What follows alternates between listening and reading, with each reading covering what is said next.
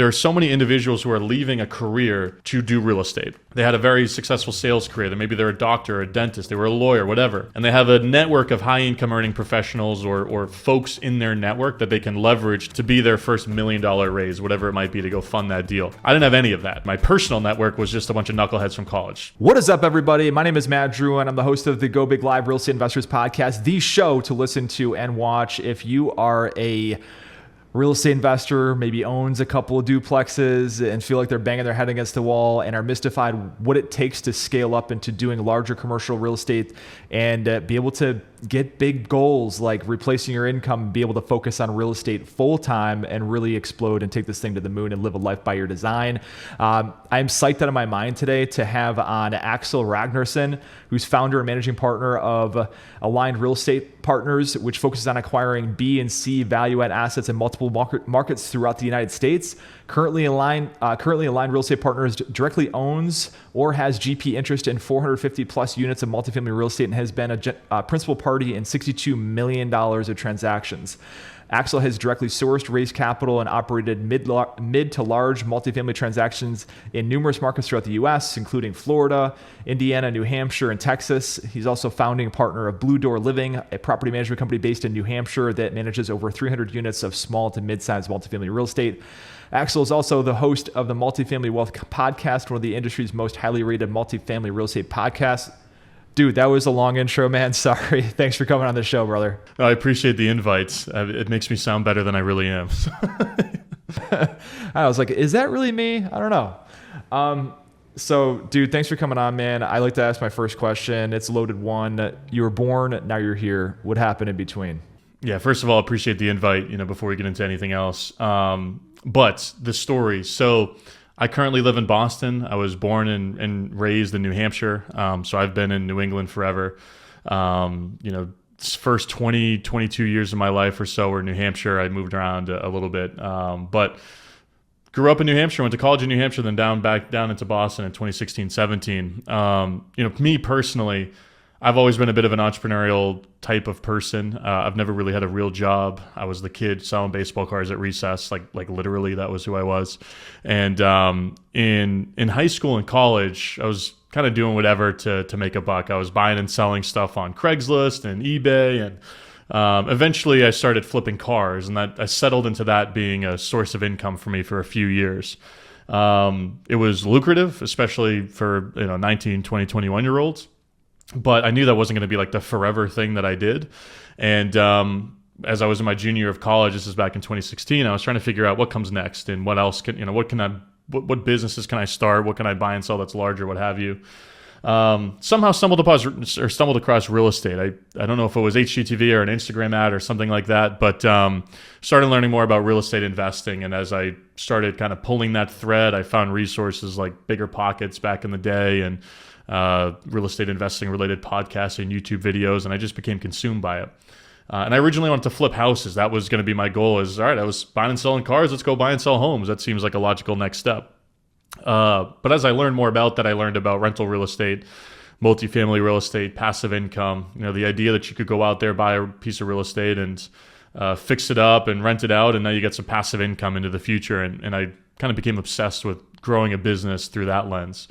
So my first 3-4 years in the business was entirely spent buying 2 to 10 unit multifamily properties, financing with private money financing, hard money financing, refinancing with bank debt, kind of pulling my cash out, rolling into the next deal.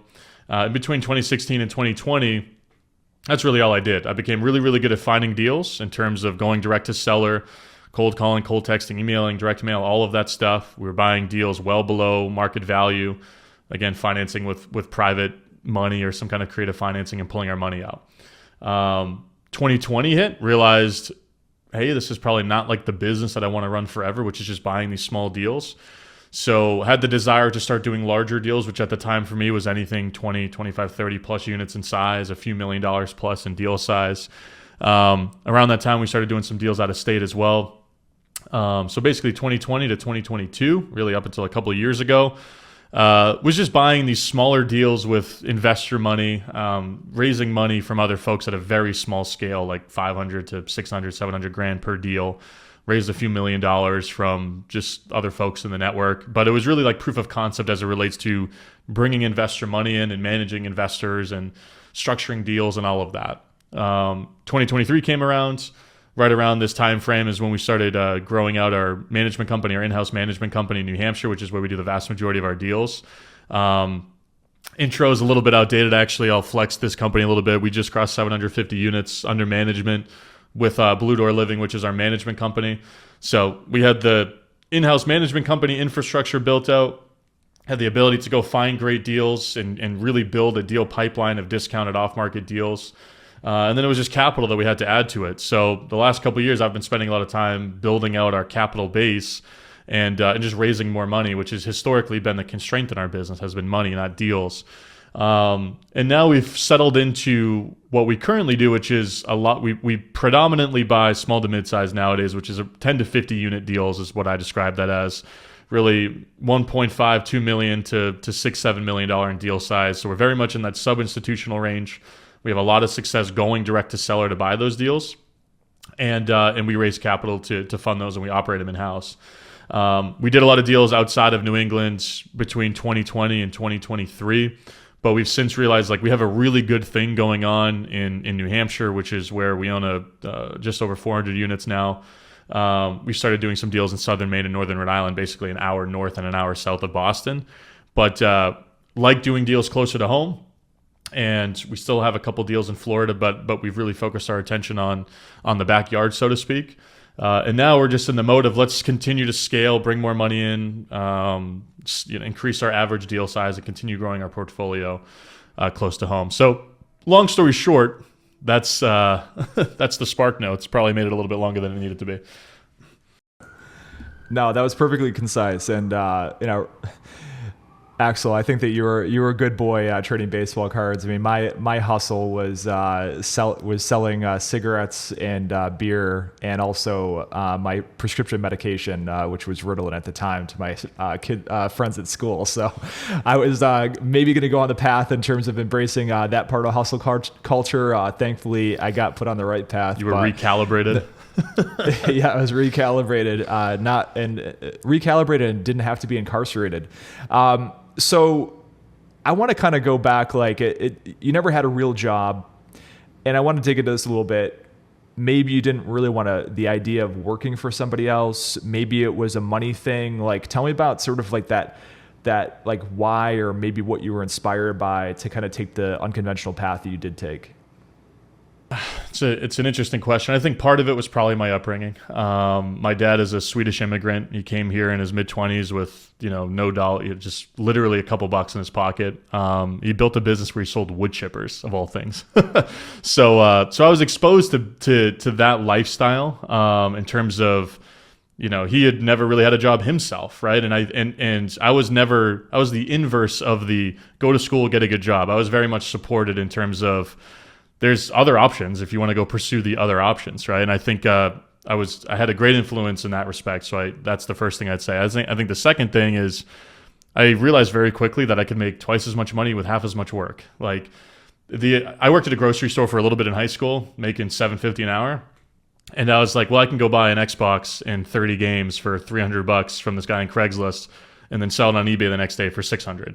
And I was like I got to work 3 weeks part-time to make $300 and I can do that in 2 hours. So it was very much, I think I just saw the light early in that respect. It's funny. The reason I moved to Boston was to take a job because I was having challenges with becoming lendable for the deals that we were doing. Like I just, at some point your debt to income is so out of whack and you have a lot of debt as a young person without consistent income coming in other than capital events, whether it's refis or sales on real estate. And a lot of the lenders I work with were like, hey, we're a little bit nervous about this. So I moved to Boston from New Hampshire to take a job. And I was there for 3 days. It was a sales job. And third day in, I got a call from a seller who had 12 units in Manchester that I sent a mail piece to a couple weeks before. Called me at 9 a.m. as I was going into the office. I wasn't able to return his call until 6, 7 at night when I got home. And he would have sold that deal at 70% of market, and it would have been completely life-changing money, right? Like money that the equity that I would have earned buying that deal at the price he asked for in his voicemail, I would have, it's the same thing as what I would have earned working 4 years at this job. And I was like, And basically I missed the deal because I didn't call him back till 7 and he signed a contract with another buyer. So if I had picked up that phone call, I would have made completely life-changing money. I wasn't able to pick it up and I lost the deal. And I went into the office the next day. This was Thursday of my first week, and I just told my manager, I was like, this literally just happened. I unfortunately, I can't work here. So I think at some point if you have some level of success, because it is really challenging as well being a business owner, as we're all aware of, right? We're, especially now that we've hired and we have 15 people in our management company, I have a few people in the investment business. It's very stressful. We're taking in investor capital. There's a lot of stress that comes with that. And it's frankly just not for everyone. But I think if I were to define a strong suit of mine, I think I have the ability to break down large problems and to emotionally calibrate to deal with them, which is something that I guess happens after you've been in a business for a long period of time. Eventually you just start to do that. But I think I was fortunate in that I was exposed to it very early, and then I had some early success, and I didn't get kicked in the teeth like too badly early on. We had our problems, but nothing that was terminal. And the last thing I will say too is I got into this young. I was 21 when I bought the first property that we ended up buying, and by 23, 24 there was infrastructure to the business, and we were kind of humming along. Like the alternative was what for me? Like I was living with 3 friends. Like my expenses were nothing, and I didn't have a family. I didn't have kids. I didn't have the alternative was just getting a job that I just hated the concept of, and I didn't have anybody depending on me. It's way harder to do this, to make the jump and to quit a job or to start a business if you're in your 30s or your 40s or what have you, and people are depending on you. Like the alternative for me was so much worse than even just not making any money, but I got to spend my time where I wanted to. So I think that's a big part of it as well. Yeah, absolutely. I mean, there's like the age bucket relates to business, and I have 2 different types of like demographics of clients that are like real estate investors that want to scale into doing commercial deals, and they're the guys that are in their 20s and the guys in their like 50s. And there's like nobody in between, because I know when you're gonna get their 30s and you have kids and that sort of thing, and you have a job and you have, to keep all these people happy and that sort of thing, it's really, really tough to try to, to move the needle and take it to the next level. So that being said, we have a case study we want to dive into, and it's the first bigger deal. It was big to you at the time, that you earned a lot of battle scars in the process, and it really kind of opened up your eyes to like what you thought was possible, and really kind of like shattering that ceiling. So tell me about that deal. Yeah, so the first deal that was really kind of the big step up, and this takes us back into that 2020, 2021 timeframe. We're trying to get our feet wet doing bigger deals, or trying to find a bigger deal. Everything I had done up to that point was 2 to 10 units in size. And I personally owned 50 or so units. But we were marketing for larger deals. I was sending direct mail pieces to folks who own 30, 40, 50 plus unit properties. And a woman who owned a portfolio of properties that she inherited in a divorce a few years prior in our local market up in New Hampshire, she ended up giving us a call, and she had a 40-unit portfolio. She had 7 buildings that totaled 40 units. And that was a big step for us in terms of like, we're going to take down 40 units in one whack here, right? That's obviously a big jump from what we had done before. This was also a deal that I wasn't able to personally fund. It was going to be one of the first deals that we raised money to buy. And I had raised money on a couple deals before that, but they were like 10-unit deals where I only raised half of the required money. I brought the other half, and they weren't really like true. We're raising money to buy this, and with a pref and a split and more syndication terms and all of that. So this was a direct mail deal. I brought in a joint venture partner. Basically, I co-GP'd it with somebody else who could help me raise the money. We had to raise about $1.25 million. It was a $4 million deal. We raised around $1.25 million to buy it. We had we had to use a bridge lender to finance it. That basically gave us a 2-year term fixed rate, but the rate was pretty high. Just based on the construction requirements of the deal itself. All of the units were banged up and needed at the time, and this is one of the challenges we had. We budgeted $15,000 per unit in renos, which is kind of like a mid-tier renovation for us. But we were buying it at what I thought to be a very solid price. We were paying right at $100,000 per unit. And there was a lot of comps trading in that market that were kind of 110, 115, 120, depending on the level of renovation. So we thought, hey, this is a solid price. They were in a great neighborhood. All the real estate we owned was within a 10-minute drive. We knew the rent comps like perfectly. We knew exactly what our business plan was going to be. So brought in another partner to help me raise the money. I raised about I think I raised about 40% of the money. It was like 400 or 500 grand or so. They raised 700, basically the balance, and then we co-invested the rest. Simple structure. It was a 9% preferred return with a 50-50 split. We didn't charge any fees. There was no fees. And we thought that was competitive because we were buying it at a very good price. And it was a slightly higher pref than what I think people were used to. So we get in there and we close in October of 2021. Right after we closed, New Hampshire introduced some legislation around evictions, around tenant protections, et cetera, due to COVID, right? This was kind of as all of that stuff was happening. And all of the tenants became protected in terms of we couldn't, they were all month-to-month tenants. We were going to issue some 90-day notices, some 120-day notices. We're going to try and get in there, start working through our business plan. Couldn't do that. So we were basically married to the tenant base. Average rents were in the 8s, 9s, 900s. Market rents were in the 15s, 16s. So we're talking 50% of market rent is where these units were leased at because they were all 10-plus year tenants. Very, very unsophisticated owner. So basically, we were handcuffed for the first 6 months of the deal. We ended up doing a lot of cash for keys to get units to organically turn. We started working through a bunch of the renos. But we just ran into a lot of more infrastructure-related challenges. And this is where some of the challenges came in. And this is like, we faced a lot of challenges with like cast iron plumbing, with old electrical, old plumbing. As soon as we started taking tub surround off the walls, cabinets off the walls, we're running into just rotted out drywall and just poor subflooring underneath the flooring in the bathroom, all of this stuff. So we basically started going over budget on our renos, right? Where we thought we were going to be 15, we ended up being 18, 19, 20 on a lot of these units. So that was really the first initial challenge. But on the other side, when we were leasing at pricing that far exceeded our projected rent. So we're kind of making up for it on that side as well. Within a year of ownership, though, I mean, this is like late 2022. We're coming up on the year mark of ownership. That's when rates started to run and we wanted to quickly get into another loan. So we refinanced, great appraised value. Everything was good. We got 75% LTV with great debt. And we were able to return, I think we returned 38% of original invested capital to investors in 1 year, which everybody was pretty happy about that. But the big challenge, and this is going to be like, I think the people that are in the weeds operating, they're probably going to resonate with this. And if you're not and you haven't dealt with this, certainly be mindful of this. We were only able to get through like 15, 20% of the units in that first year. We only renovated like 15 units out of the 40. So we had some challenges here in that we had 25 units left that were all going to be considerable renos, but we are now out of our construction loan. We are into more stabilized debt with a local bank. We want to return capital so that we're showing goodwill to our investors, but we also need to retain capital to deal with the rest of this CapEx and manage our capital moving forward.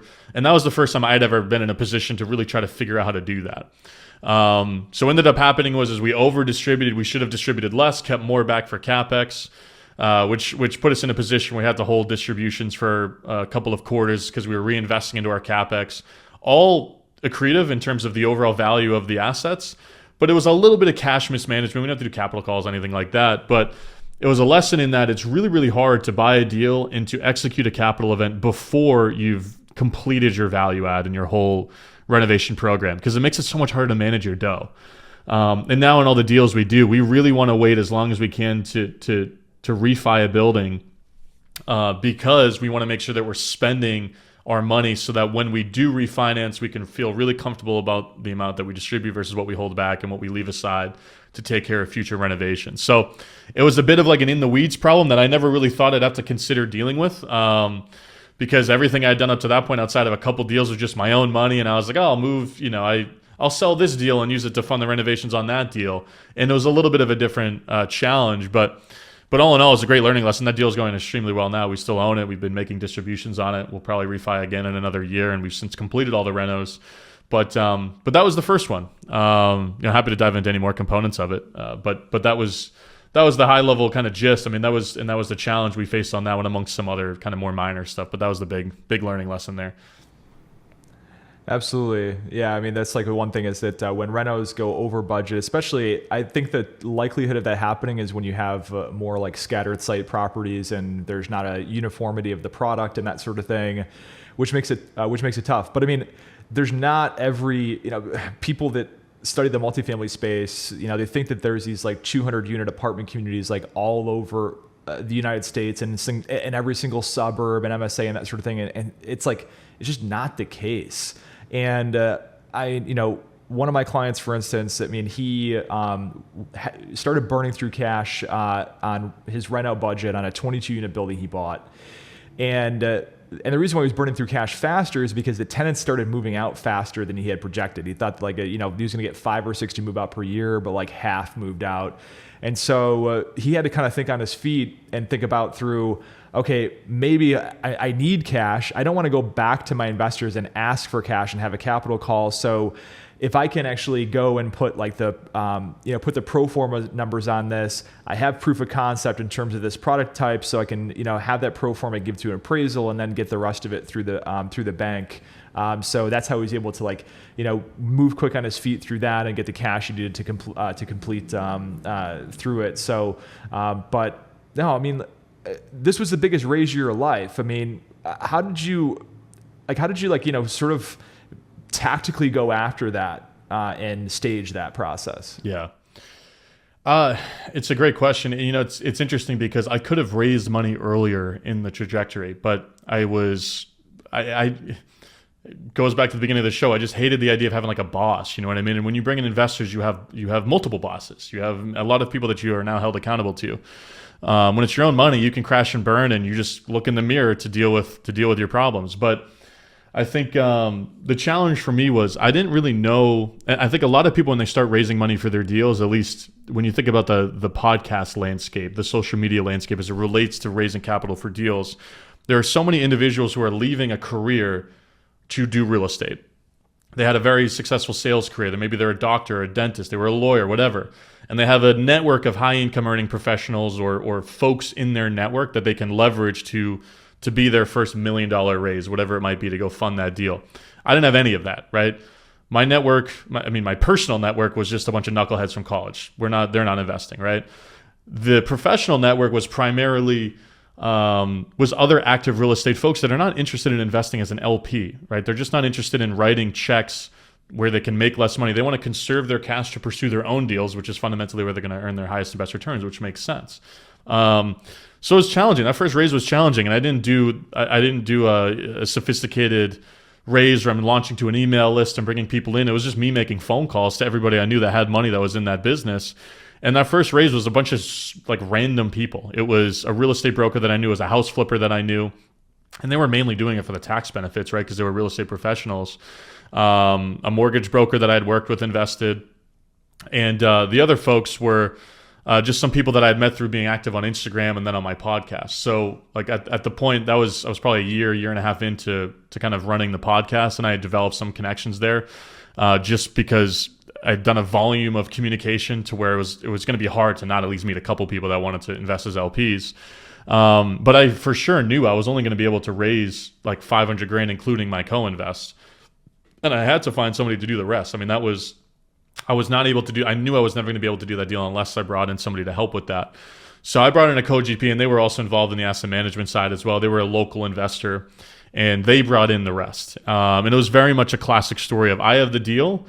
We have a great deal. I have, we're going to asset manage it because we're building out our property management infrastructure, et cetera. I just need somebody to help on the money side. And I was like the distressed guy who had the deal that didn't have the money, and I just gave up a good chunk of the general partnership to get the deal done. And that was how I did a lot of those early deals. And this is probably the more tactical takeaway, was like, it took me a while to be able to raise, up until like 12 months ago, to go out there and launch a deal to an email list, to an audience, and to have commitments coming back. That's always been a challenge for me because I'm spending so much time operating and looking for deals and running our pipeline that I've always worked with capital raisers. I've always partnered with capital raisers on deals to pick up the slack. And we did a deal early this year that was a $2.5 million raise, and I just had a bunch of other stuff going on, and I was like, I just don't want to be stressed about this. I have a lot of other deals going on. Carved off $1 million of it for a longtime friend of mine who does some capital raising for real estate operators. We co-GP'd it, in a compliant way. They're doing the investor relations. So I think in general, if you're newer, like it's very easy to find other people that they are the ones that have the money. You're gonna have to give up a slice of your general partnership or of the deal, but that makes your whole business a lot more streamlined as you're getting it off the ground. Because the other challenge with raising money too is, a lot of investors, at least the really smart ones, are going to want to see some kind of track record. They're going to want to see some list of deals that you've done, which I had. I had that list of deals, but they were all my deals, right? There wasn't investor capital in those deals. And now I have a whole slew of deals where it's like, we raised money for these, we went full cycle on these, these are their active deals, this is how they're going, etc. But I didn't have that at the time. So I really had to leverage my personal relationship with a very small number of smaller check writers that were writing $50,000 checks, and then I had to bring somebody in to really bridge the gap. Yeah, so it sounds like in your network was just kind of like guerrilla strategy, just banging the phones with just a bunch of different random people. Where was this relationship came from the guy that brought in the other portion of it? I think we met at it's funny, I'm trying to remember where we met. I think we either met on Bigger Pockets, just messaging like years prior. It was somebody I had known for years, who was also an operator in that market, but he had all the money. He had all the guys behind him with the dough. So he was doing his own deals, but he's like, yeah, I'll take a slice of that deal and raise the money. That's an easy lift for me. And you're going to give me that much of the GP? Of course. Like, it was a no-brainer for him. But I believe we actually met on the Bigger Pockets forums. This was back when I was like posting and I was active there. I was like just getting new to the business, trying to meet people and all of that. And then we just stayed in touch over the years. And I think that's fundamentally where you meet a lot of these folks. If you're going to do it online, it's, get very active in the online meetup groups. There's all kinds of meetup groups that are hosted by folks that are doing, if you go to meetup.com, there's all kinds of virtual meetups. Get in there, get into the chat, share who you are, share your info, tell everyone what you're seeking, right? That's a really important part of networking. This is what I do. This is what I'm looking for, so people know what to associate you with. And then I just went to a ton of in-person meetups as well. And that's how I met a lot of the early capital raisers that helped in the business, was just getting extremely active in in-person meetups as well as online meetups. And the good thing about it, if you're going to partner with somebody who's a capital raiser, they don't necessarily need to be local to your market.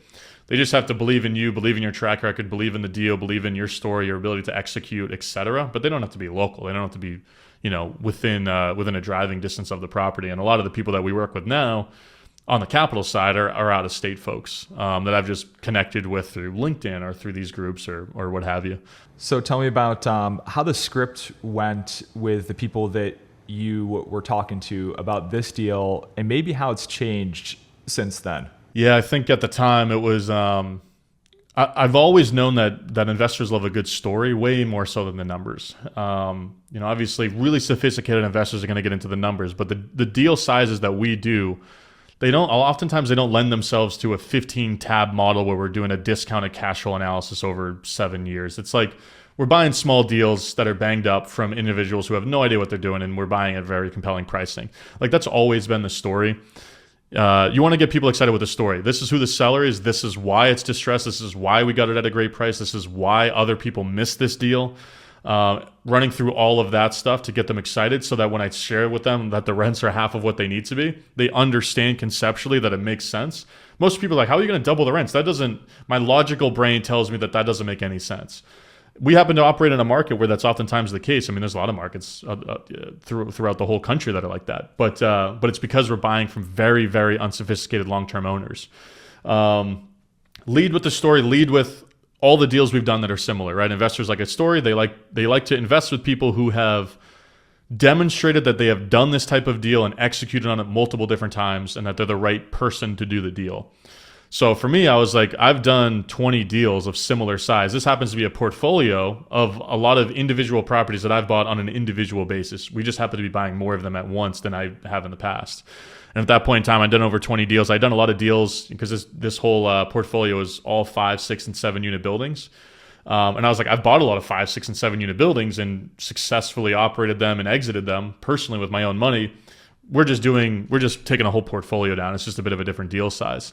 So it's very easy for me to tell the story of like, we're local, we do this. We had just built out our management company. So I was like, we have all of this stuff in-house.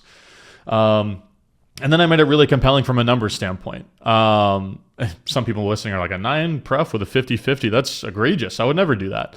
Yeah, you would never do that on an institutional deal where the deal is trading to the 10th decimal point and where it's an efficient market and you're never finding alpha. You're basically just finding good debt terms, and you're basically betting on a macroeconomic economy or the macroeconomics of that specific area. This was like, we're direct to seller, we're buying it at a very compelling price. And in a year, we had bought it for 100 a unit, we had invested 20 a unit, but only into roughly 10 of the units, or only 200 grand in or so to our CapEx spend. We were all into the deal with closing costs and some of our interest costs at 4.5, and in a year it appraised at 6 when we did our refi. And our takeout loan basically cashed out half of the original equity, but we returned some, as I talked about, and we left some behind. We should have kept a little bit more behind to complete the value add, but we're in a position now where we could sell in 3 years and 2x investor equity, which is a very successful deal, even with our little bit more aggressive split. I was like, hey, we have no fees either. There's no fees. I know you're used to 70-30, but this is why this makes sense. We're going to give you a higher pref. And I like to think I made the deal a little bit more compelling to those types of folks as well.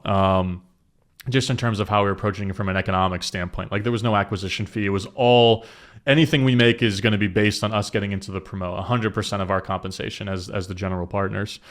So, I think if I were to recap from a structural standpoint, it's really getting deep on the story and why it's a great story. It's exactly why we are the team to execute, and everything we've done before that is similar to what we're doing. And then it's just talking about the economics and why they make sense as well for the investor. And that was really what I came back to. And that's still fundamentally what I'm doing on the phone with investors today. Absolutely. So before we close out, it sounds like one of your core competencies is in deal sourcing and priming deal flow. Give us some tactical type of things in terms of like what your strategy is to affect that bottleneck of the business. We might have to do another episode just purely on this, but we'll do a part two. Yeah, we could do a part two industry expert series, right? But I guess high level. Very high level. I'd love to take you up on that. Deals come from, if you want to build your pipeline, you have to do two things. And this is high level framework. You have to do two things. You have to become omnipresent in your marketplace. You have to be associated with what you buy by everyone who's active in that marketplace, whether it's brokers, lenders, wholesalers, other investors, insurance agents, title companies, whoever. The most tactical thing I can tell everybody on this is get a list of all the service providers in your market, introduce themselves or introduce yourself to them, and share your criteria. Specifically, we buy these types of buildings in these markets with this type of business plan. This is where our equity comes from. We love pursuing these types of deals so that when people think about those deals and when they hear about somebody who's trying to sell it, they associate that deal with you, and it increases the likelihood that you're in the loop. Put all those people on an email list. Just send a monthly newsletter with a bunch of valuable content specific to the marketplace in which you're buying. This is me doing this with everybody in New Hampshire. We still do this today. We send out a very valuable key market events, key transactions, key news stories, whatever, to everybody at the bottom. Hey, just as a reminder, this is what we buy. Reach out if you or someone you know is selling. And we have 300 people on this list. That's the most tactical thing. If you want to really get granular and you want to start going direct to seller, buy a very targeted list. Start with a small one that you can manage. Send direct mail to it. Text it. Skip trace that list, which if you Google skip tracing real estate data list, you'll get a million different ways to do that. You want to send your mail, you want to text it, and then you want to either email or call. If you just do that over the course of 9, 12, 18 months, you're going to have more conversations with sellers. And we're fundamentally in the business of speaking with people that own real estate. We're not doing this to find deals. And I think that's the big mindset shift, and then I'll close it out. We're not doing this to find deals. We're doing this to have conversations with owners. The more conversations with owners you have, the more in the mix you are, the more likely you are to be the person that is getting the phone call when either they're looking to sell or they know someone who is looking to sell. But that's fundamentally what we do, and now we just do it at a larger scale.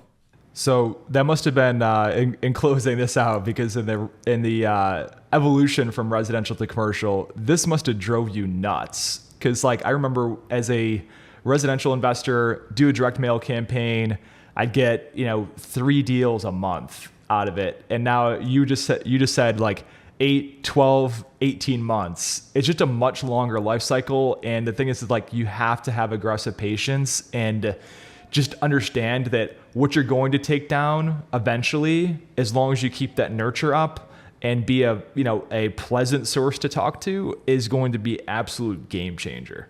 Yeah. People are like, does direct mail work? I feel like it's a waste of money. I'm like, dude, if you buy $1 million deal for $800,000, which is insanely achievable, that is not hard to do. If you just send direct mail for a year, you'll do that. It's not hard to do that. And I actually genuinely believe that if you just have enough patience, it's okay, so now you've paid for your direct mail for the next 5 lifetimes.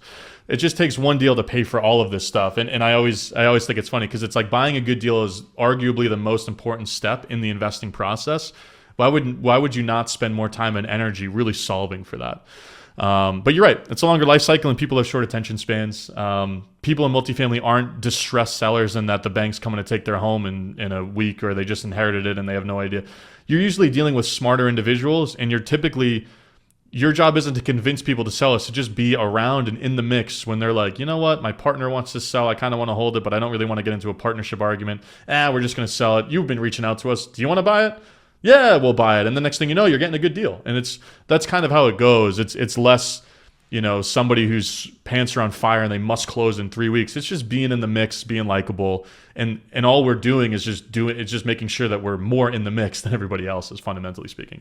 100%. Axel, thank you so much for your time. You've been very generous. If you guys want to learn more about Axel, I mean, first of all, he's got a ton of stuff on YouTube that he's actually been a guest on other podcasts. Check out his podcast. How else can our listeners and watchers get in touch with you and learn more about what you got going on at Aligned Real Estate Partners? Yeah, so I mean, podcast is the Multifamily Wealth Podcast. It's just all multifamily. If you want to email me, Axel, AXEL, at alignedrep.com, ALIGNEDREP.com. And then if you go to alignedrep.com/invest, you can get on our email list. And we're pretty consistent with our email communication. I like to think we bring out a lot of valuable newsletters, stuff like that. And that's also where we launch our deals. So any of those places is going to be good. Excellent.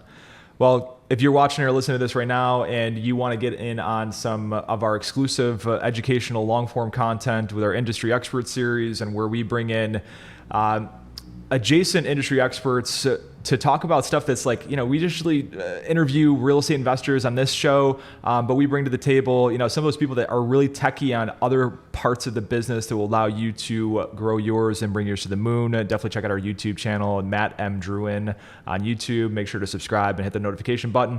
Axel, thank you so much for being on the show. Look forward to seeing you in the green room, man. Yeah, appreciate the invite. Thanks again.